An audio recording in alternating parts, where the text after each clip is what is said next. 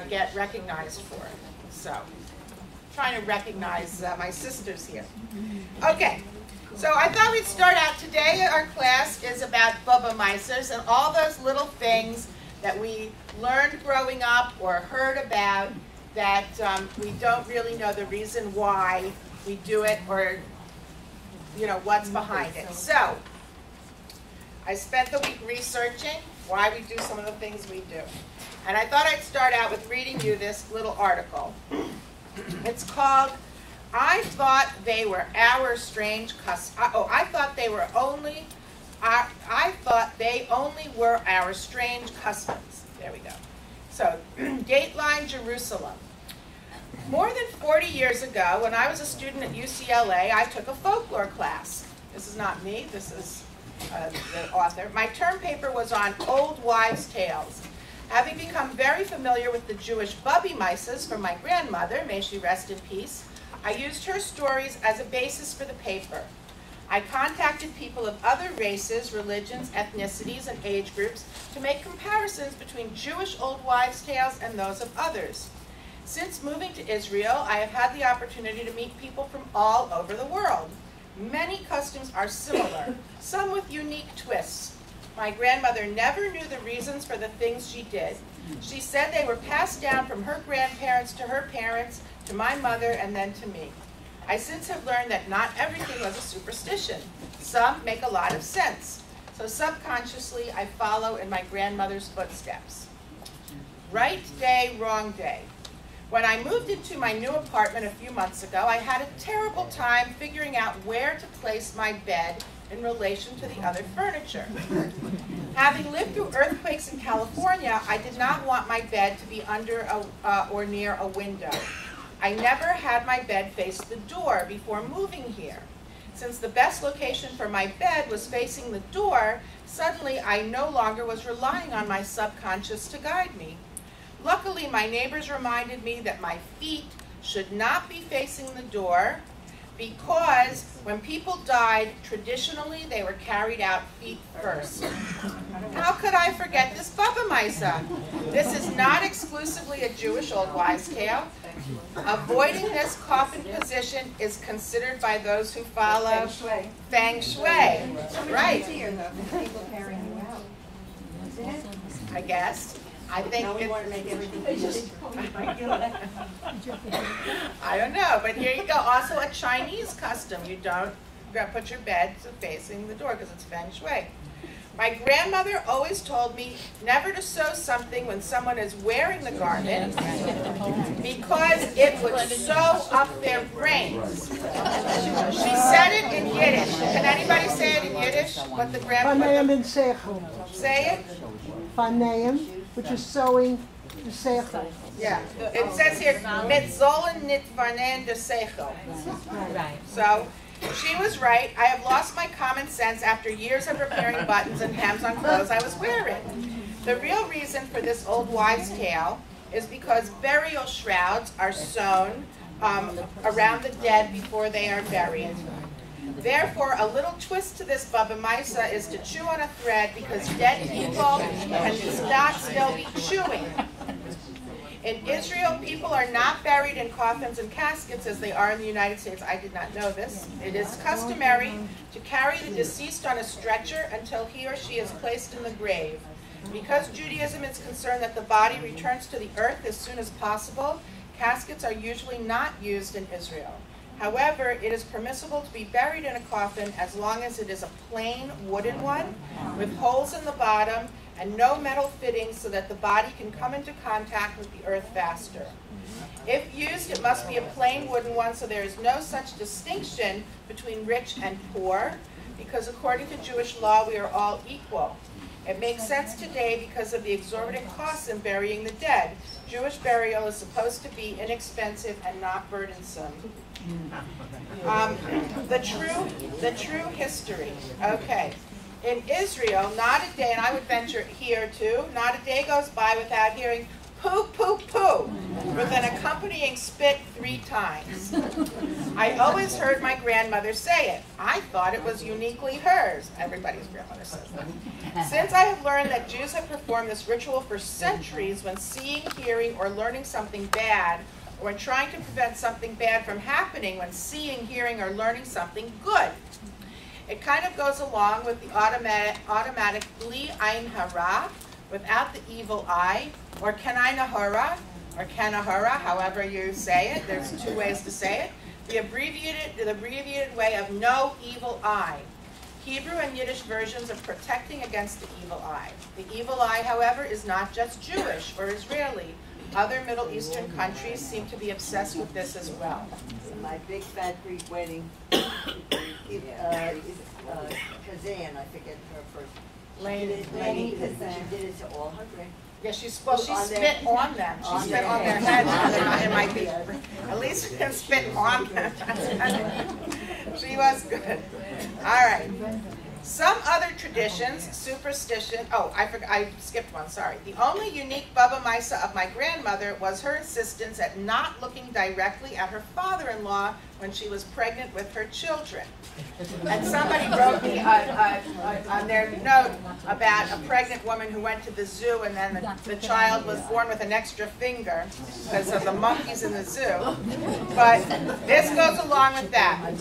This one, the pregnant woman would not look at her father-in-law because he had a big nose. She wanted her children to have nice, small noses. She believed that by looking at something unpleasant, it would cause her unborn child to develop that trait. So she avoided looking at my great-grandfather. My grandmother's superstition enabled me to be blessed with a small, upturned nose. Of course, I actually inherited my nose from my grandmother's mother.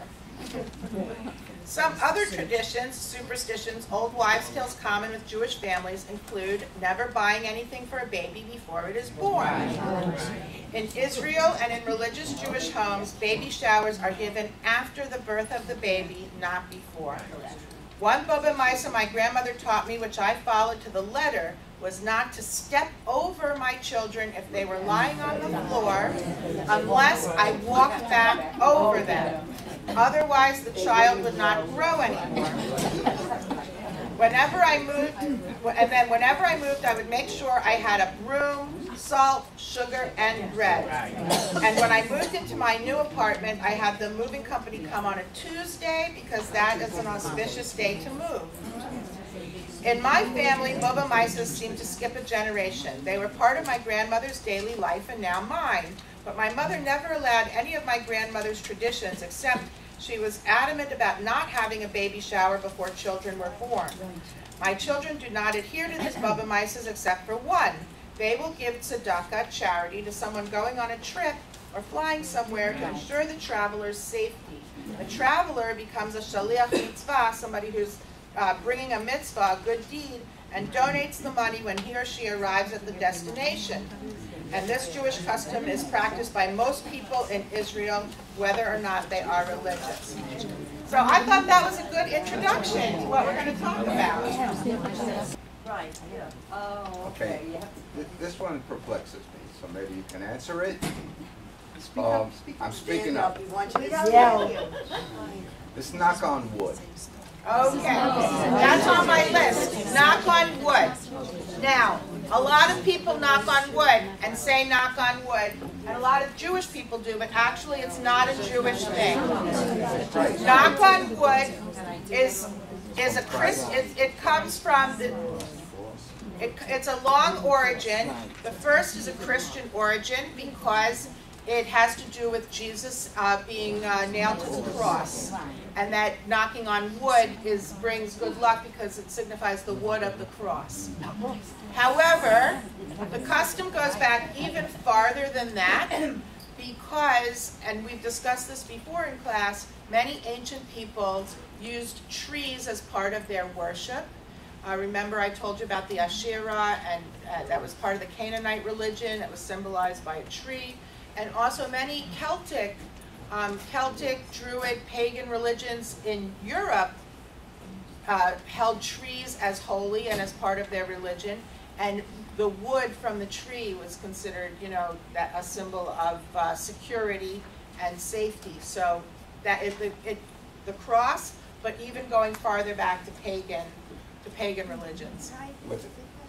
Hold on just a minute. What's interesting is my sons told me I was wrong, and they Googled it. And when they Googled it, there was no mention about the cross or anything, because I told them that it, you know, comes from that.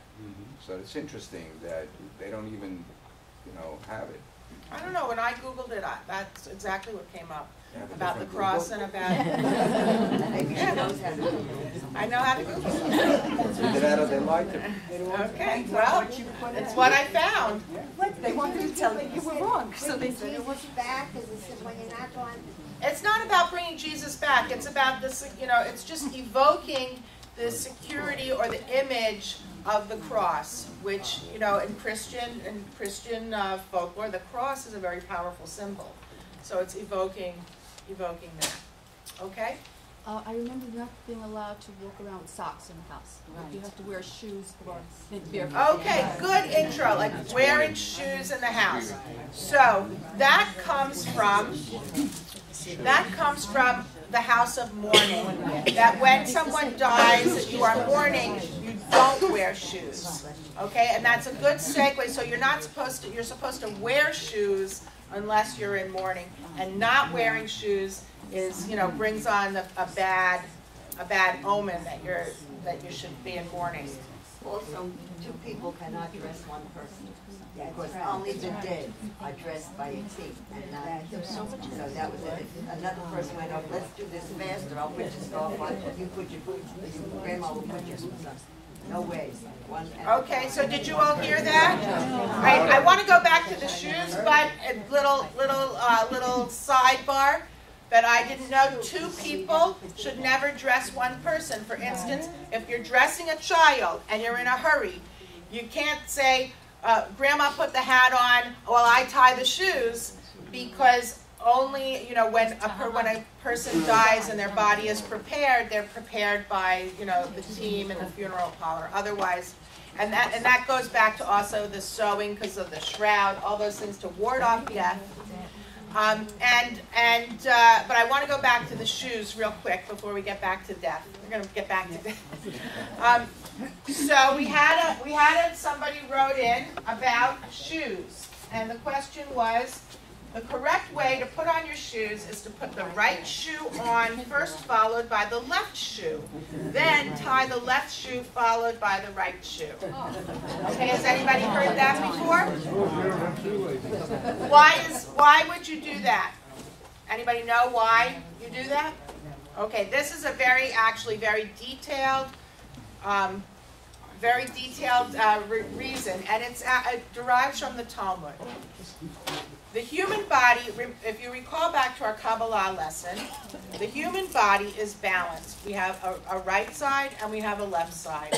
And just like the tree of the Sifirot from the Kabbalah, we have you know, a good side and an evil side, a kind side and a, you know, tougher side, all those things. And we need all of those. That's part of our balance. You can't say one is better than the other. It's part of the balance. However, the right side, for people who are right-handed, if you're left-handed, it's the opposite, okay? So if you're left-handed, I don't know the answer to that. If you are mostly right-handed, this is the answer. If you're left-handed, you do it the opposite.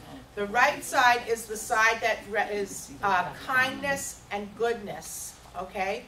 The left side is the kindness and goodness and open-handedness and giving. The left side is your side of restraint and cynicism, of you know, what's another word? That side of restraint, discipline, you know, logic.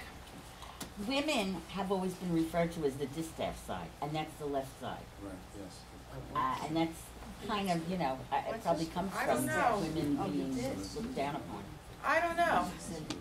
When I was a prison teacher, I had a lot of Muslims, and I couldn't give them their paper or pencil with my right hand. I would have an aide give it to them, or I had to give it with my left hand.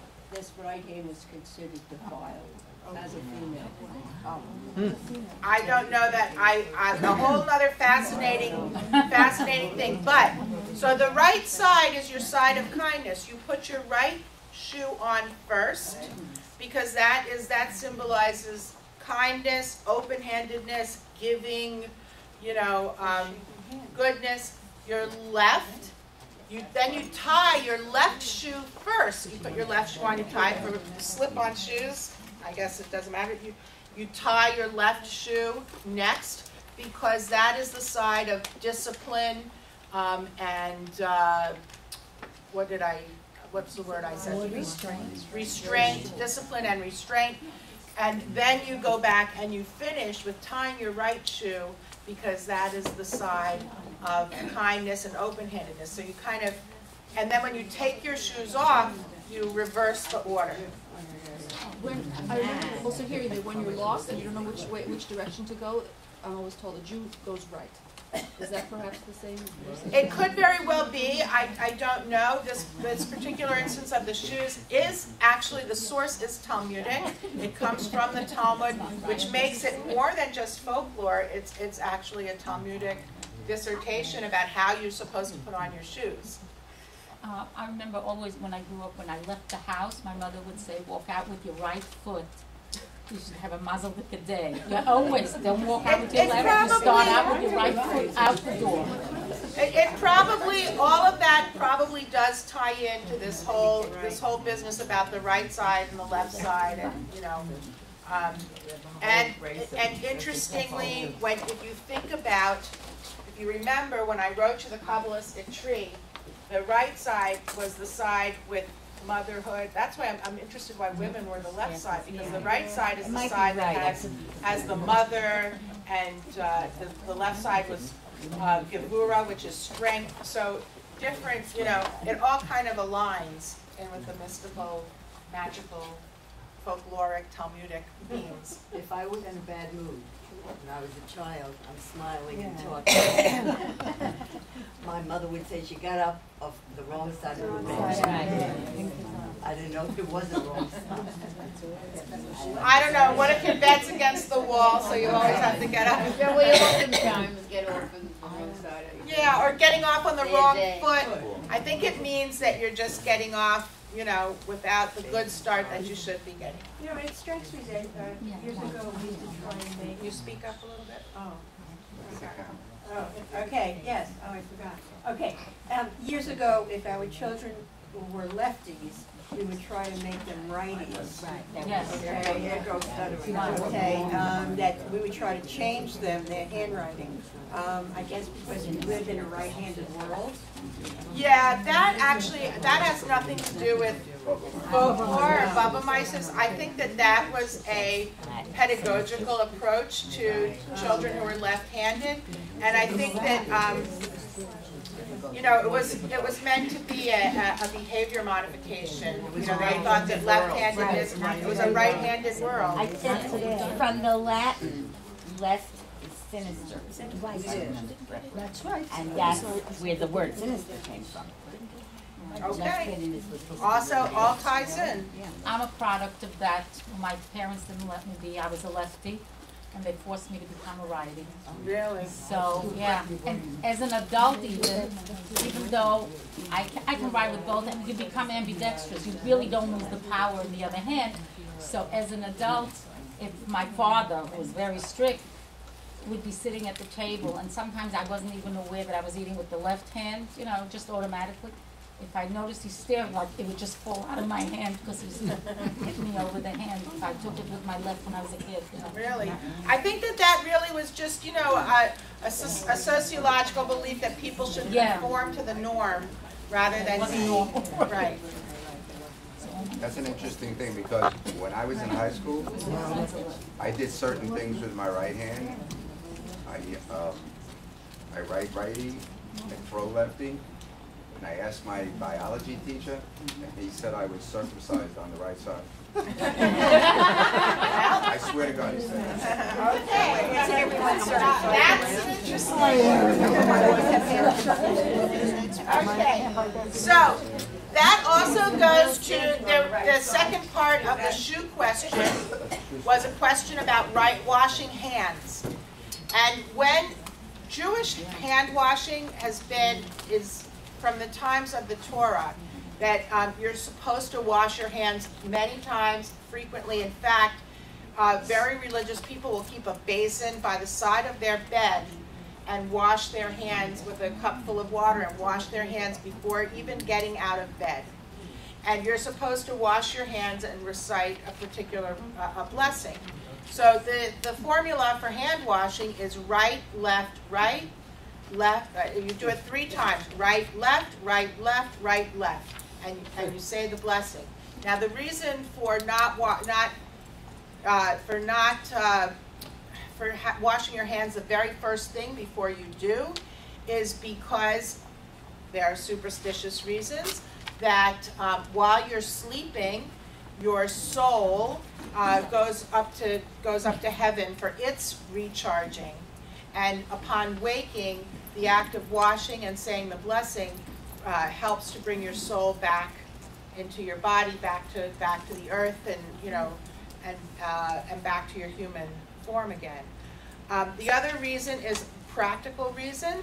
In our sleep, we might itch or scratch or touch places that are not clean, and so you wash your hands the very first thing before you get out of bed for that reason.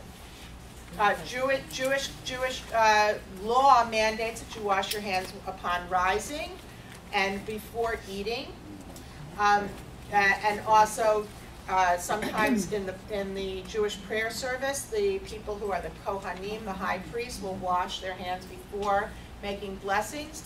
So you're supposed to wash your hands several times during the day, and for the same reasons as putting on your shoes, right first and then left, you do right, left, right, left, right, left. And 3s are a mystical number.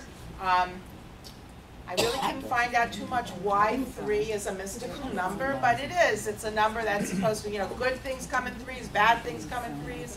They do the same thing upon leaving a cemetery. Right. Wash your hands 3 times. The same way you just said. That's right. That's the ritual. The ritual formula for washing hands is 3 times like that. Right. I couldn't find anything. The question asked about fingers in specific order. I couldn't find anything about fingers. But the other thing is you're supposed to not use the tap. You're supposed to fill up a vessel and use a vessel to wash your hands, a cup or a bowl. And not dry your hands, that I don't know about. That I think you can dry your hands. But okay. But the reason for using a vessel is because the water should come from the human. For hand washing, should come from a human source, not just from the ground or the tap or whatever. Okay. I remember when the Kahana were davening and my mother didn't let me look because I could lose my vision. Well, that's not why you're supposed to not look. I know, but that was the threat. But for those of you who might know, if you go to synagogue and the ancient priestly class makes a blessing, usually on holidays where we say the Hallel, which is the prayer of praise, the Kohanim, the people who are descended from the temple priests, will put their tallis over their head and will make a blessing to the congregation. And many congregations turn around that you should not look upon the Kohanim, the priests, while they're making that blessing.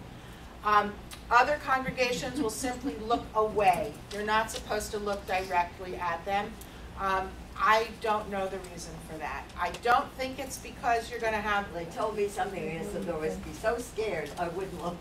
I think that where it comes from, and I didn't look this up specifically, but an educated guess of where it comes from is that in the days of the Holy Temple, the high priest would go, especially on the high holy days, would go into a place in the temple called the Holy of Holies, where no one else was allowed to go. And it was considered that God's Spirit resided in the Holy of Holies. And in fact, there was a whole ritual that's very lengthily described in the Torah about what the priest should wear, and they would tie a rope to his foot in case he passed out or passed away in the Holy of Holies. They could pull him out without having to go in. And it was said that when the priest emerged from the Holy of Holies, he was purified and prepared to bless the nation of Israel on that holiday. And the Torah says that a light emanated from him, and that to look upon that light directly would be harmful to the eyes. I don't think it's evil spirits. I think it's the light that came from the Holy of Holies, and I think that our not looking directly when the priests make their blessing in the synagogue harkens back to those times. The priest doesn't look at the people eating. No, he doesn't look either. He covers with a. Sometimes But before they go make down. them, Sometimes they go on yeah. the floor. Well, that's a different prayer, but they do that. But before they make that blessing, they often will leave the sanctuary, go in the back, and then people who are descended from the Levites, which were the attending class of priests, will wash the hands and the feet of the priests. Sometimes nowadays, I think you only wash hands. Some congregations do wash hands and feet, but that carries back long time ago to the days of the temple, where in the Torah it says that the Levites washed the hands and feet of the priests before they would go in to do what they needed to do at the temple. Before the Kohanim bless the congregation, you'll notice they take their shoes off. Yeah. That's true. They do take their shoes off. Yeah, but aren't your faces covered Yes. while they say the Right. prayer? Yes. They don't even have to turn around. Right, and they take their shoes off because that is actually harkens back to Moses and the burning bush, where God said to Moses, take off your shoes because where you're standing is on holy ground. Okay? Did any of the women here experience the slap? Oh, I'm so glad you brought that up, because that's one of my things, the slap.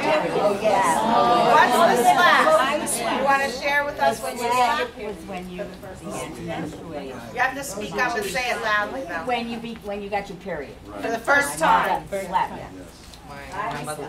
And she said that's to warn me about being a bad girl, not to be a bad girl. Just to bring down the band because I was going to be a bad girl. Okay. All right, so let me explain the slap to you all, because that I did decide on that today. Not exactly right after talking about the Holy Temple in Jerusalem. We go from the very sacred to...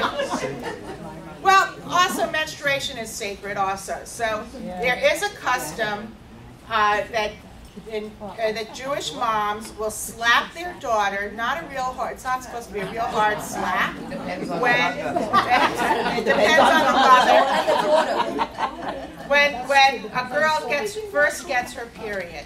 So did anybody ever see, there's a really cute movie about,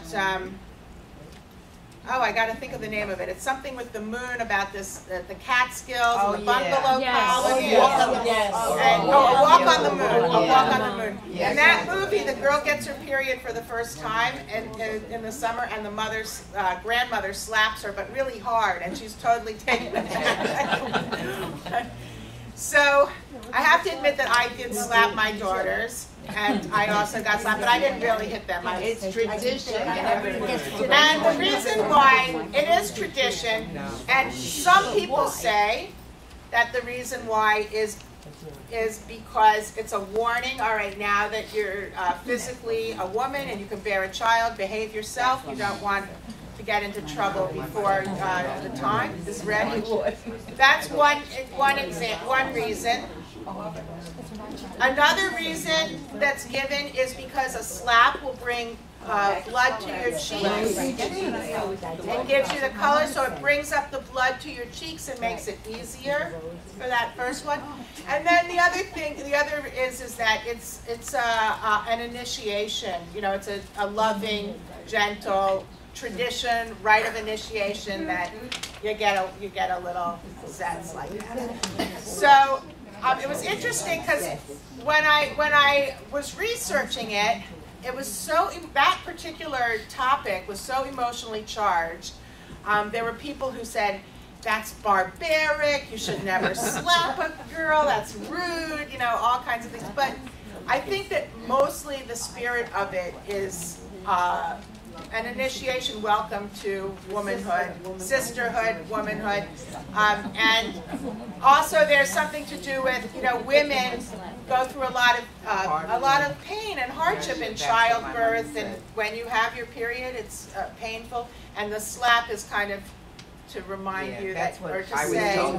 This is like an initiation into the hardship. Yeah, initiation into the hardship. I said, what did I do? What was that? My daughters were shocked, I have to say. I remember it.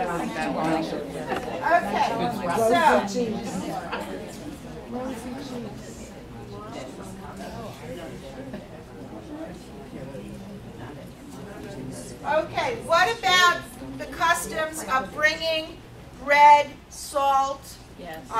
Some people bring wine also, or sugar, or broom to a new house. What about? And 18 cents. And what? And 18 cents. That's a new one on me. Good. Where does that come from? Anybody know where that comes from? Hi. The 18 cents, yes, is from high. But why bread, salt, or flour? I think bread symbolizing that you're bringing food and salt to the spice of life. Right, exactly. All these reasons that you're calling out are correct. Bread is the staff of life. When you bring a loaf of bread, it symbolizes that you should never go hungry, that you should always have enough to eat in the house. And salt is the spice of life. I mean, salt is our primary seasoning. When we season, something, we put some salt on it. And it's also the salt of the earth. That means it's very basic, very. People also bring wine sometimes because wine is a thing that elevates to holiness when you make the blessing over it. And so it brings holiness into the house. 18 cents has to be only for good luck because the number 18 is a Jewish lucky number. Anybody know why 18's lucky? Life. Okay, but why does it mean life? Does anybody know? Right, the letters, the Hebrew letters that spell out the word chai are a Gecht and a Yud, and those two letters together make up the number 18, because in the Hebrew alphabet, the numbers could be written with the letters of the Hebrew alphabet. So it makes it just like Roman numerals could be written. So that makes up the word the 18. So the word life in its numerical value is 18. That's why we do. Just to give a little bit of the men's perspective, we have the circumcision, so we get the pain also. Do you remember it? I have to recall it was unbelievably painful. And we didn't walk for 2 years. We have You got the wine too. Did you hear what he said? He said, I couldn't walk for 2 years.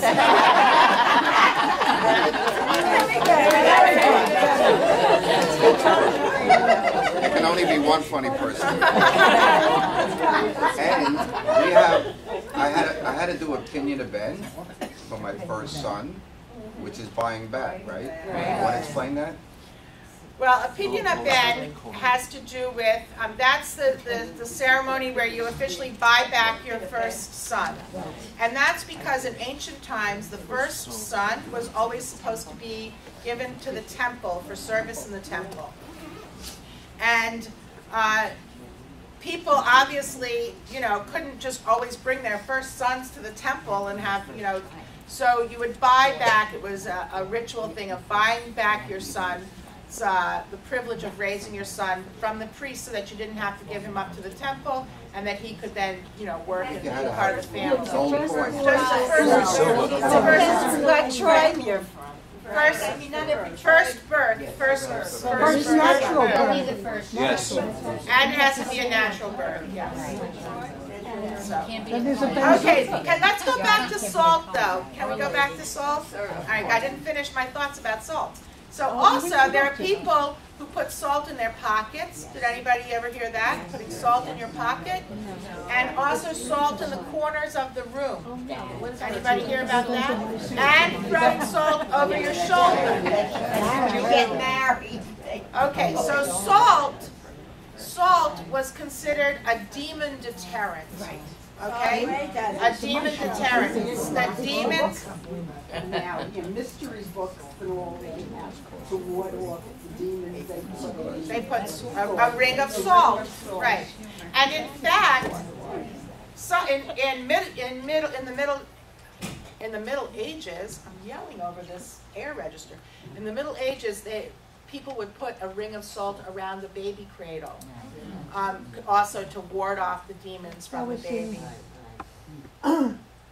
The Midwife of Venice. That was in the Midwife of Venice. But people did, salt is a demon deterrent. So if you kept a little salt in your In pocket. case the red ribbons didn't work.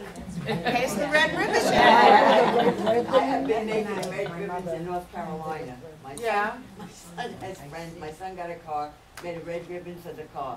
So then his friend came, I said, oh, is that your car? He said, that's beautiful. My son is admiring his friends. And I said, you have to have a red ribbon. So I must have made about 10 red ribbons. So the red ribbon, you know, is really, really folkloric. There's really no Talmudic source of a red ribbon.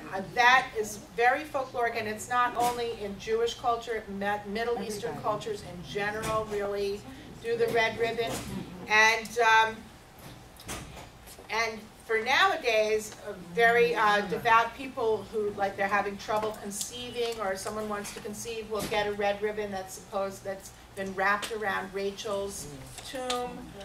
Is supposed to be good luck, or a red ribbon if you tie it on a car or a cradle or you know, a doorpost to your wrist. It's all of that is to ward off the evil eye. So what is the evil eye? No, I was just going to say something. Gentiles also have this idea of bringing bread, salt. It's called a pounding. You bring a pound of everything to the house. Okay. I think, you know, just like in folklore, all of these things are very cross-cultural, with variations amongst different cultures and religions and ethnicities. So, you know, there's also, with this bread and the salt, there was also a medieval custom of when the Lord came to the, you know, remember the feudal villages, the Lord would come, he would be presented with a round loaf of bread, had to be round, that had salt on top of it. And that was also, and that's, by the way, the origin of the pretzel, just so you should know. That's a little esoteric fact I just pulled out of my head, but it's true, that when you sprinkle that salt on the bread, it was considered, you know, a good luck. They do it at the Shabbos. And when you have on the Sabbath and you say the blessing over the bread, you put salt on the bread also. They did that in loving Leah. They cut the bread and he dipped his thumb. You dip it in salt, and you know that they say is to remind you of the tears. You know, the tears are salty. The tears of the Jewish people over travails throughout history. It's also, salt is the spice of life. It's also to ward off the demons. It's all, you know, all of those things for high blood pressure. tie in. To expound a little further on the opinion bend that you talked about, a big cross-cultural, is that if you think about it, in many old-fashioned Italian families, Irish families, one of the sons becomes a priest. Yes. And they're dedicated to the priesthood, which sounds similar to what...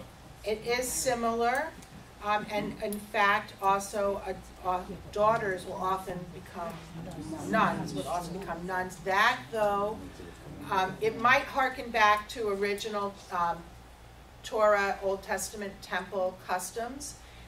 It probably has its origins in that. However, it also became more prevalent in the Middle Ages in Christian communities for economic reasons. That, you know, people had large families, could not feed their families. Also, there was no ready education. So when you gave up your child to the monastery or the convent, you knew that, one, you didn't have to financially support that child any longer. It also sometimes served as your tithe.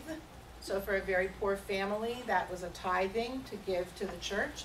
And it also, so you didn't have to feed that child, it was your tithe.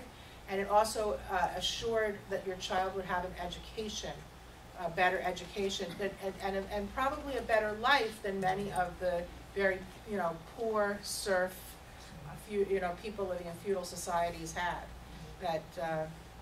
So that became very prevalent in those cultures. You're right. I mean, the second born also went into the church because the firstborn inherited everything. So where would they go? That's right. It was often the second born. And in cases where families didn't have anything, it didn't matter, but in families where they did. And so that's where all those things, all those things also came from. Okay? So let me check my list. All right, angels. And I had another question about angels and the angel of death. So, yeah, I was giving angels their jobs. He came to one angel and said he would be the angel of death. The angel said, I don't want to be that angel. Everyone will hate me. And God said, don't worry, they will never blame you. And that's the truth. We don't really blame the angel of death, right? The angel of death is just doing his job or her job, coming over to, collect. But do Jews believe in angels? So this is a question, in Christian theology and very popular today is this idea of angels, an angel on your shoulder, an angel watching. I mean, you hear all these stories of miracles of, mysterious people who passed through your life and made something better, and, disappeared after that. You hear all these stories about angels. Is this a Jewish idea? Do Jewish people believe in angels? Yes, actually. Angels go back to, we talk about angels in the Torah, and the angels are God's messengers, helpers, and in Jewish tradition, it's believed that angels have different roles, and they also have different shifts to perform their roles. It's very interesting. But, all the roles are, one is the angel of death, whose job is to go and to help souls pass into the next life, or the next world, or death. Then there's angels for all kinds of things. There's a legend that says that on the Sabbath, when a Jewish household has the Sabbath candles, is preparing for the Sabbath, and the candles are lit, and the table is set, and there's an obvious mood of the Sabbath in the house. The two angels who visit, and one is a good angel and one is a bad angel, and the bad angel is obliged to give a blessing to the good angel that this house should always be like that again, be like that next week. And if it's the opposite and the Sabbath is not prepared, the good angel is obliged to give the alternate blessing to the bad angel and say, may next week all be the same in this house, that the Sabbath candles aren't lit. I read that, you could tell me whether it's true or not, that the angels are assigned all these tasks, but God is the one that is solely involved in the birth of children, in the pregnancy, the whole thing. Well, God is the one, yes, God is the one who assigns souls. That's God's job. God is the one who assigns souls, and the angels have different jobs. One of them is singing. The mezuzah? We'll get to the mezuzah, okay? But Is that why pregnant women are not allowed on the cemetery? Pregnant women not being allowed in the cemetery, we have 4 minutes. Pregnant women are not allowed in the cemetery simply because, and it goes back to the same thing with the zoo, I'm going to talk really fast. Yeah. Simply because when going to the cemetery, it's sadness. And there's a really deep-rooted folkloric belief that a pregnant woman is particularly susceptible to the moods and the feelings and the spirit of things around her. I'm not talking spirits, I'm talking spirit. And that a cemetery is a place of mourning, that's sad, it's about death, and a pregnant woman should be thinking about life and joy and therefore not go into a cemetery. Why is the coin not permitted to a cemetery? That has to do with, I'm going to tell you that very quickly, the Kohen is a priest of the temple, so a person who's descended from the priestly class can't go into a cemetery. That has to do with the laws of purity. That's a different, that's a whole Torah thing about purity. It's not a bubble myself. That has to do with. A Cohen cannot go to a cemetery? No. No. Go to funerals. And funerals? No. It has to do with purity. So, and I don't want to get into that because we could talk for an hour about that. We have time. We don't have time, however, so before you all leave, I do want to just say again, thanks for bearing with me these last 13 days. And I'll see you in January. Happy Hanukkah, Thanksgiving, Christmas, New Year's, and everything else.